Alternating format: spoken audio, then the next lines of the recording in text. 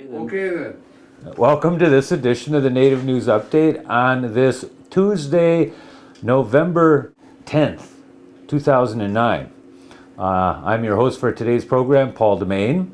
Many of the stories read here can also be seen at our website at IndianCountryNews.com. Here are the news stories for the day from the Associated Press and other Native news sources. The College of Menomonee Nation and the United States Forest Service will sign a 5-year memorandum of understanding during a meeting Friday, November 13th on the college's Kashina campus. The agreement, which involves 4 divisions of the U.S. Forest Service, extends a uniquely comprehensive partnership that has existed between the federal agency and the college since the year 2003. Dr. Verna Fowler, president of the college, says that the values shared between our organizations and the importance of work we propose make the 2009 to 2015 agreement a commitment of special importance.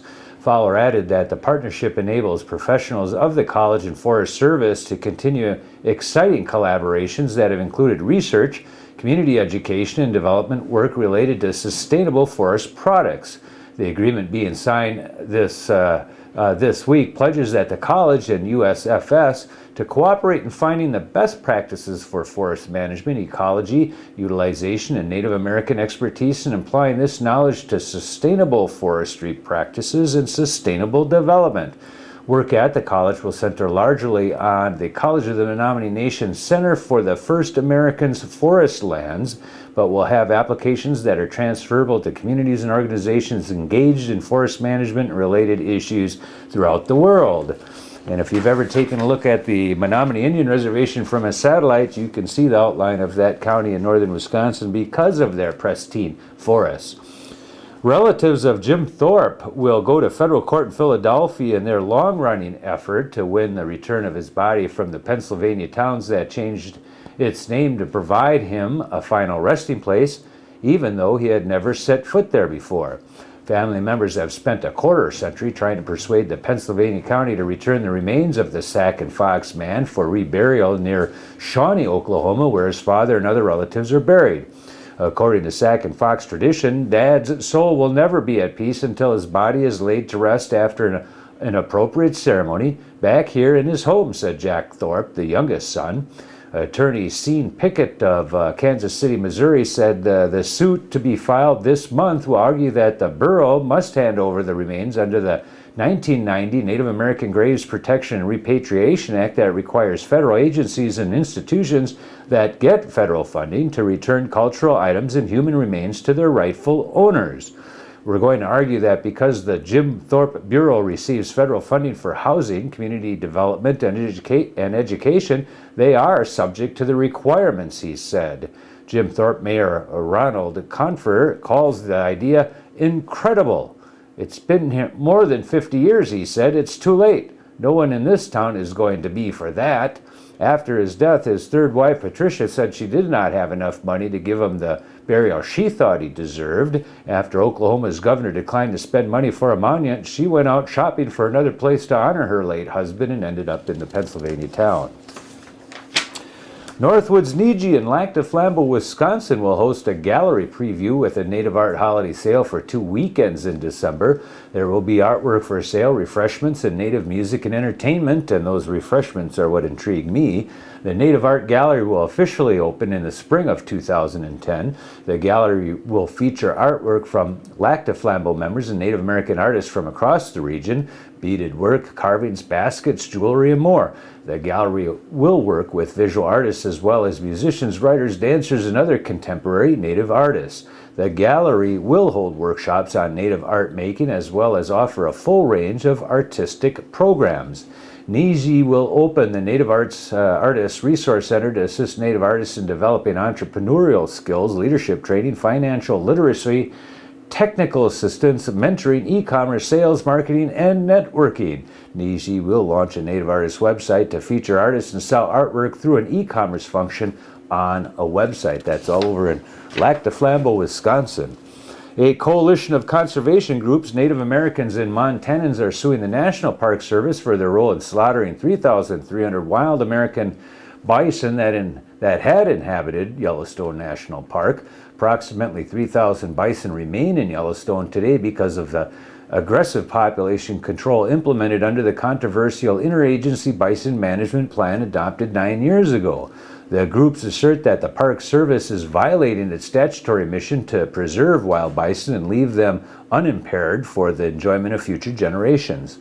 The suit also cites the U.S. Forest Service for failing to manage the Gallatin National Forest in a way that would allow for healthy populations of bison, sage, grouse, and related wildlife.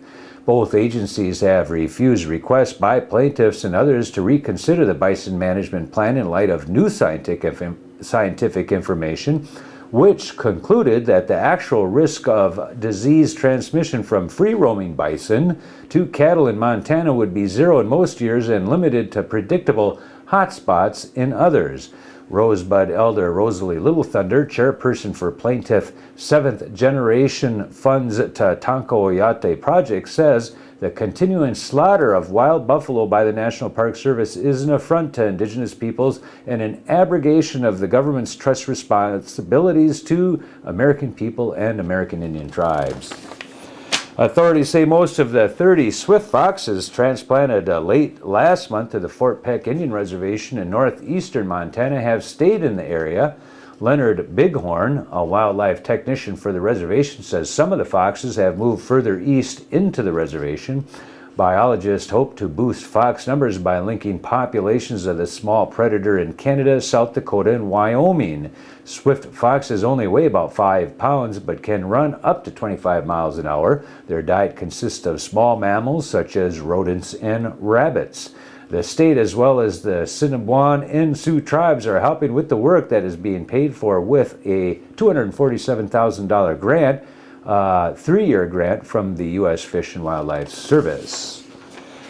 Biologists studying salmon in the Pacific Northwest have for decades lost track of the fish just as they set out in their life's last leg, that final upstream lunge to spawn and die in the remote backcountry streams and creeks of Oregon, Washington, and central Idaho.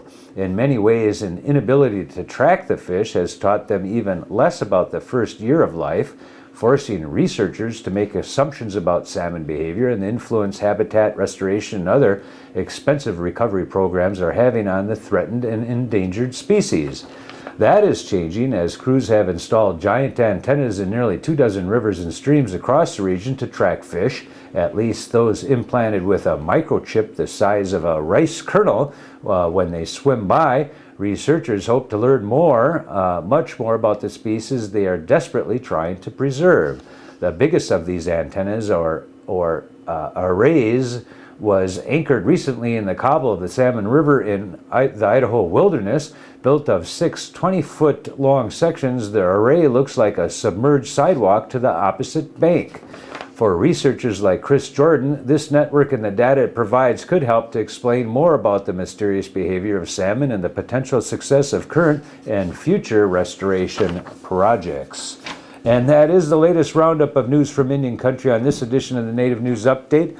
We want to thank you for coming here. Come back again. We'll see you. We're going to take a day off on our Veterans Day in honor to their service and go to a powwow. You see that live feed at IndianCountryTV.com on the front page. You can also find it at IndianCountryNews.com on Wednesday, November 11th. And we'll see you back here on Thursday.